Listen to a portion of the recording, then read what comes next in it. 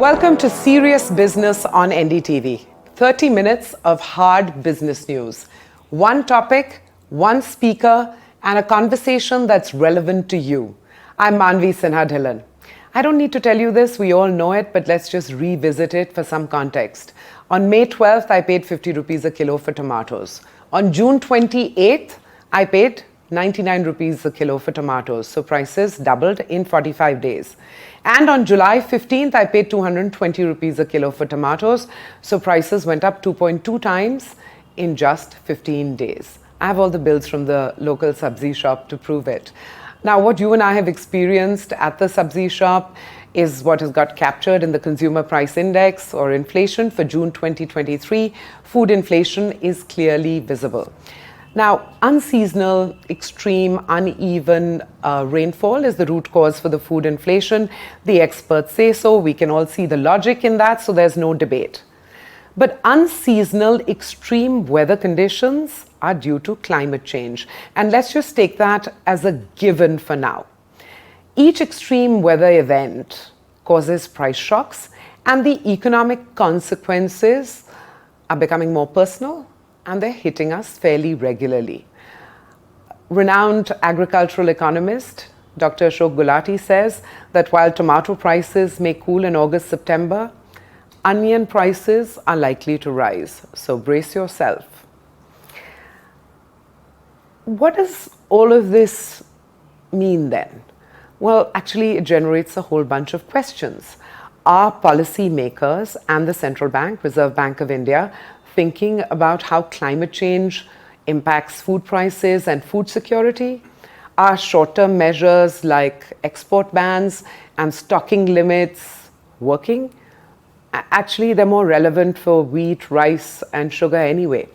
Is there a medium-term plan in place? Well, theoretically, there is. Operation Greens, which was announced in the Union Budget speech of 2018-19, initially covering tomatoes, onions, potatoes. 2020, it was extended to cover all vegetables and fruits. Among other things, the focus under Operation Greens is to develop a value chain for fruits and vegetables. And the reason that's important is because it helps India build up stocks of perishable items like vegetables and fruit. So how is Operation Greens progressing? Now, these are some of the questions that I've come up with, and I hope that you find them relevant as well. But between us, we're not experts, which is why it gives me great pleasure to welcome Dr. Ashok Gulati, a renowned agricultural economist, very well regarded with decades of experience, currently serving as Distinguished Professor at ICRIER, which is the Indian Council for Research on International Economic Relations. Dr. Gulati, thank you so much for your time on NDTV. Thank you for having me. I want to cover so much, and perhaps the time's always going to be short. Fundamental question first, what's happening to production and supply in order of priority? Cereals first, milk as well, and vegetables. How is that impacting prices? Well, prices, food inflation, there is an upside risk. It has gone up. The trend of CPI that was coming down has reversed and is likely to go up if preemptive action is not taken. The largest contribution in CPI inflation, Consumer Price Index inflation, in June is from cereals. It's about 12% inflation rate, but given the weight in the consumption basket of the consumer, which is high, the contribution to inflation is 22%. That's the highest. Now, why that is happening? There is a reason on the wheat side. Our stocks had gone down. Last year, production estimates were, the trade believes, much lower than what the government had said. There was a big gap. Even this year, when the government is saying we are going to have 112 and 13 million tons, the trade feels it's 105, 106 million tons. So there is a gap in wheat. So what did we do? Last year we put first an export ban on wheat, then this time in June we started putting stocking limits on wheat. My feeling is we are using the policy instruments of 1960s when we didn't have the foreign exchange to buy anything. The fact is, if your production has gone down, or at least the trade believes that it has gone down, how do you kill those expectations, inflationary expectations? By importing. And you have so much $600 billion in your reserves. What if you import 5 million tons of wheat and kill those inflationary expectations? You have an import duty on wheat of 40%. There is no need. So you bring it down to 5%, 10%, and the inflationary pressures will cool. Rice, right now we have put export ban on white rice. Our stocks with FCI are 3 times the buffer stock norms, 3 times, and still we have put export controls. Maybe that erratic rainfall is there and therefore the coming crop may not be as good. But I started getting calls and emails from Africa that there is an emergency. Today I got an email from Liberia that there is an emergency, that what is going to happen to prices and how we are going to afford. So in a year, especially when India is playing G20 presidency, and I think they have done a great thing that include African Union as a member of the G20 on a regular basis, then they have to walk the talk in terms of the interest of the global south. And India is the biggest rice exporter in the world. 40% of global exports are by India. So if you suddenly ban white rice exports, it flares up the prices of those. I don't think there was any need for that. You could have played much better. But in the inflation of this, we must remember that we are giving free wheat and free rice, 5 kilograms per person per month, to more than 800 million people. So for whom are you trying to suppress the prices of wheat and rice? For you and me? At the cost of whom ultimately it is the farmers' prices will go down. And farmers equally need better incentives for their production. So that will be missing. So I'm trying not to go off in many different directions because you've certainly set me off in many directions. I want to continue this stock take. Milk, sort of flying below the radar, but worrying signals. Elaborate. Milk, in CPI basket there are 299 commodities, out of which milk actually is bigger than any commodity, the weight of milk. We are the largest producer of milk in the world. But last year what had happened, our production was more or less stagnant. It was 222 million tons. A previous year was only 221 million tons. And that was because of lumpy skin disease and primarily that hit the livestock sector and the production stagnated. The demand is continuously going up.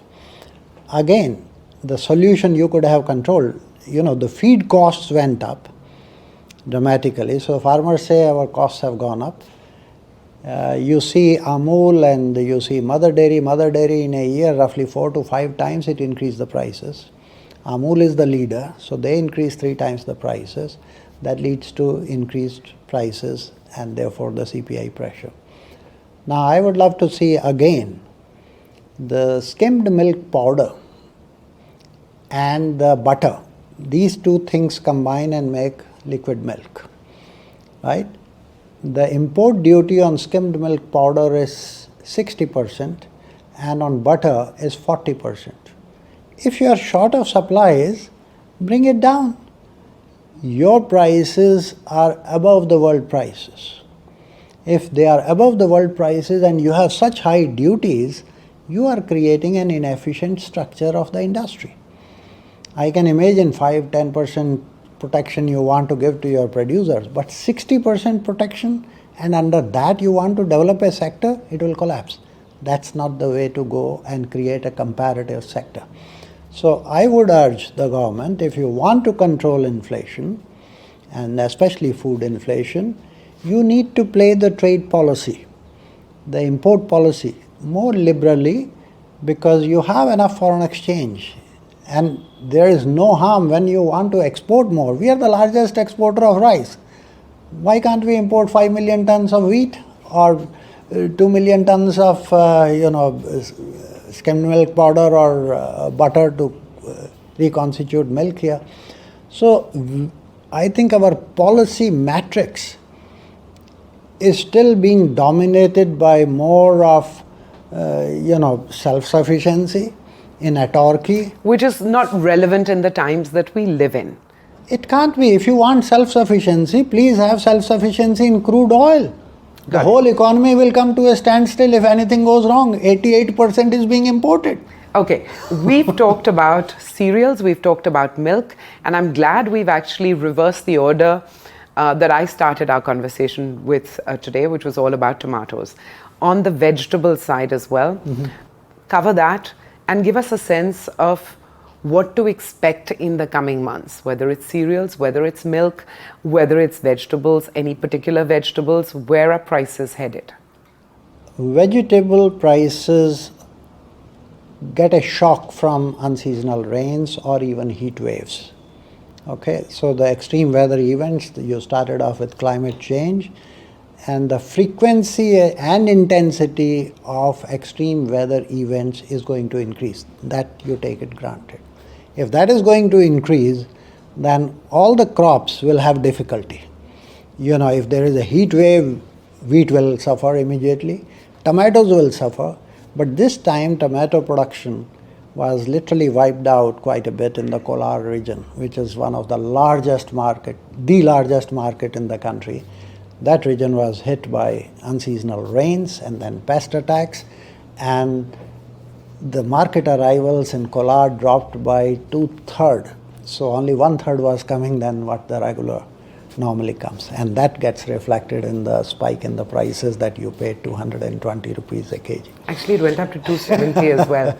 But what to watch out for in the months ahead? Our reading and our research shows in the second half of August, we are expecting the Maharashtra crop to come in. Normally at this time, Himachal crop starts coming in. It comes from different parts of the country. But Himachal has been hit, by all these landslides and massive floods. So the logistics problem is a big problem right now. So my feeling is from second or third week of August, the prices will start coming down, and in tomatoes. September it will stabilize. But unfortunately, our research shows onion is going to give you tears from September, October. That's where the pressure is going to be, because that crop, all the stocks that were kept of Rabi onion, quite a bit of that has been damaged, some by excessive rains, and earlier there was a heat. So that stock is towards the end, and before the new crop comes, that is the period for 2 months. If you paid 220 rupees for tomatoes, don't be surprised if you will be paying at least 100 rupees for onions. So that's going to be. So that raises an issue. Do we have a policy? That's exactly what I want to ask you. And I understand that policies for each bucket are going to be different, because you've got cereals, you've got milk, you've got vegetables. But if it's possible to address all 3 buckets, do you see a medium-term plan actually taking shape, being implemented, and it's actually truly relevant to the producers and to the consumers? For non-perishable commodities, the buffer stocking and trade policy, a combination of the two, is the best way to stabilize the prices in the markets. Buffer stocking we do when the harvest comes, you procure and you start releasing when there is a lean season. That's the buffer stocking operation. And wheat and rice, we do a lot of buffer stocking for our public distribution system. So we have protected the most vulnerable, 800 million people. So you have protected them from wheat and rice. It's a free. Nowhere in the world ever perhaps this type of a big program has been launched. Now for you and me, we can easily bear, if it's a little bit of price, but some stabilization is necessary. So that you can do. If your buffer stocks have depleted, trade policy, import policy, because you are keeping foreign exchange reserves, that's your buffer stock. So, if I can paraphrase you, the buffer stock policy is in play, it's, adequate. It's the trade policy that needs to be much more liberal, sort of dynamic and liberal in a sense. Perishable items, what happens? Perishable, this is a challenge. And to stabilize the prices of perishables, you need good processing. In advanced countries, hardly people use fresh tomatoes like this the way we use every day at home. They will have tomato puree. For all your tadka or anything else, it's tomato puree. So that means when the production comes, they process. They are processing 70 to 80% of the produce. We don't even process 5% of the produce. So I think some processing activity, when there is a glut, and I can bet, you will see after 3 months, 4 months, there will be so much of tomato, it will be selling at 5 rupees a kg, 10 rupees a kg for the farmer. So it actually will protect the farmer as well. Exactly. So you need to process at least 10 to 15% of the produce of perishables to stabilize the rock bottom prices. At that time you process, and when there is a spike in the prices, you switch to the process. Same thing in onion. You have to either store it or you have to process in dehydrated onions and use that. Unfortunately, these are still very new products in the Indian cuisine, and they need to be promoted to stabilize these. Operation Green that you refer to in 2018-19, and I remember Arun Jaitley ji, who actually initiated this. We were in talk with him at that time. And at one time, even Honorable Prime Minister was saying our top priority is tomatoes, onions and potatoes, because those prices had to be stabilized. And you would remember once onion prices had gone through the roof, and Vajpayee government was literally unseated from onion prices. So he gave 500 crores at that time, and we were in talk, and even he asked, what should we do next? I said, you create a sort of a board like NDTV. We created National Dairy Development Board for development of dairy sector. You create a separate vegetable board and pick up a person who is like Korean, who is passionate to stabilize the value chains of vegetables. Because full value chain approach has to be adopted.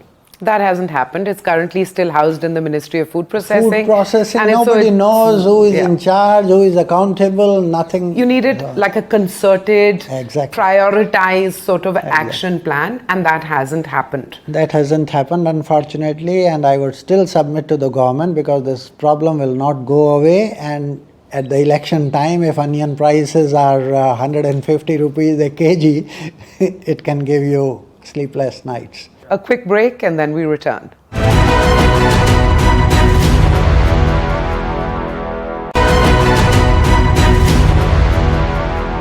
You're watching Serious Business on NDTV. I'm Manvi Sinha Dhillon, in conversation today with eminent agricultural economist Dr. Ashok Gulati. We're talking about food supply, we're talking about food prices, and now it's time for a quick round of simple, frequently asked questions drawn from the comments that we see on ndtv.com.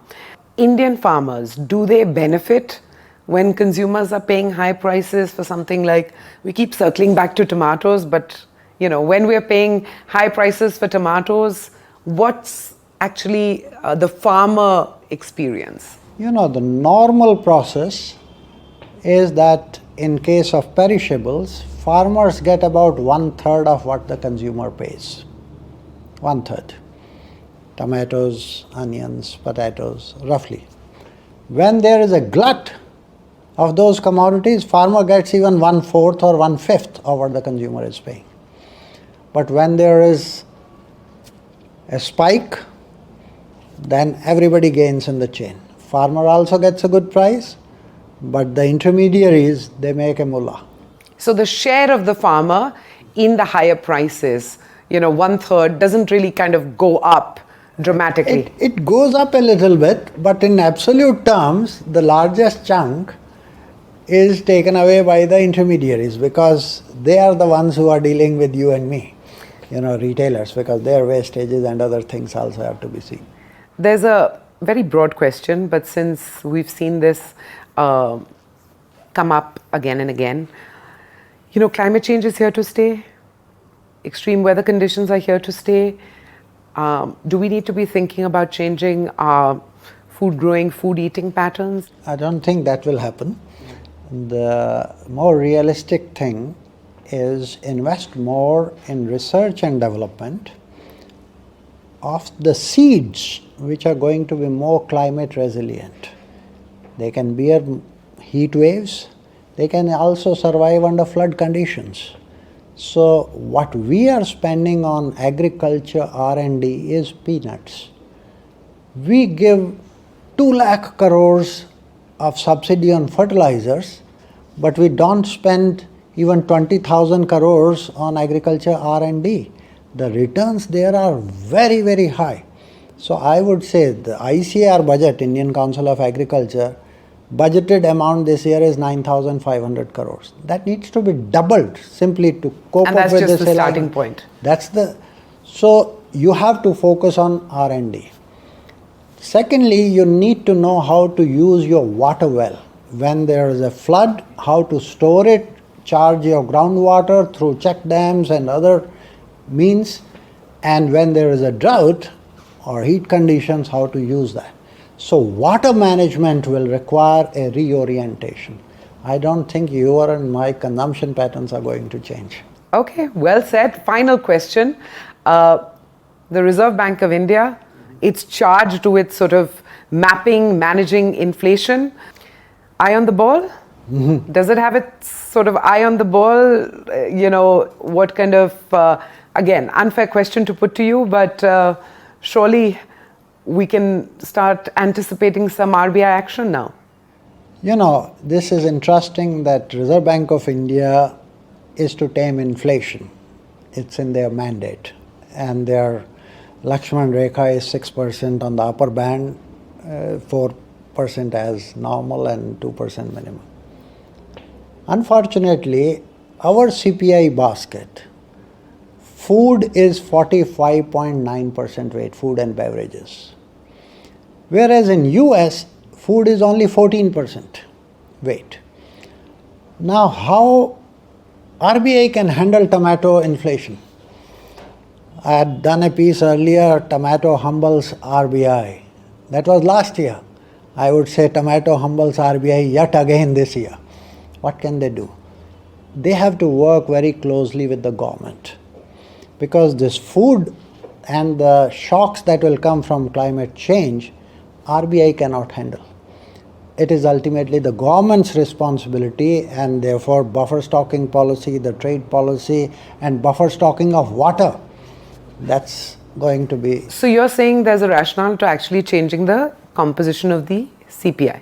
CPI needs to be changed because we are still working with a consumption basket of 2011.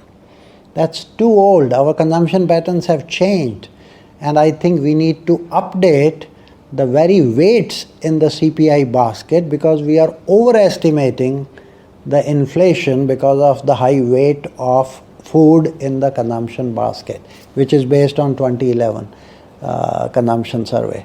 I think by 2023, those weights have dramatically changed. Well, actually, you've presented a whole bunch of solutions. So the reality check, Dr. Gulati, thank you very much for presenting us with that when it comes to food in India, and also for mapping things that the government could do, could prioritize, which will actually bring meaningful change on the ground for producers and for consumers. Thank you for joining us on Serious Business on NDTV. Thank you. Thank you very much for having me on NDTV. Thanks.